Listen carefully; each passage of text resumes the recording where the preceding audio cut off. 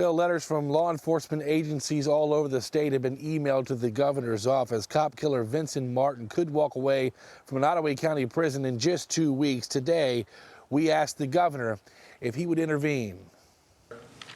Their last gasp of hope is you to possibly rescind this. Is there any chance of that happening?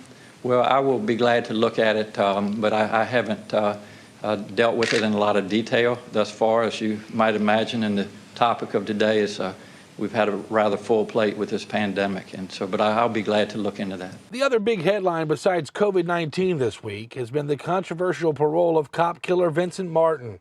A man denied parole just a year ago because the board feared he would not comply with the parameters of release.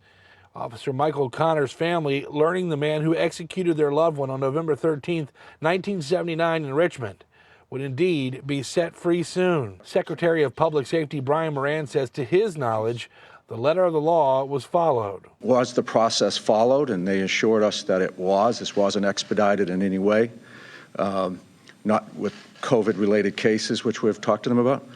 Second, was the victim's family contacted? Was their input solicited? Was it received, and was it considered?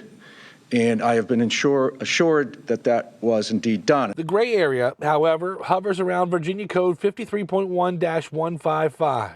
It says the victim's family shall have 45 days to present written or oral testimony to the board. Michael Connors' family tells me they received a letter in early March and got a phone call from parole chair Adrian Bennett on March 25th. A call where the family says they weren't allowed to say much of anything as they got news from Bennett that Martin's parole was pretty much a done deal.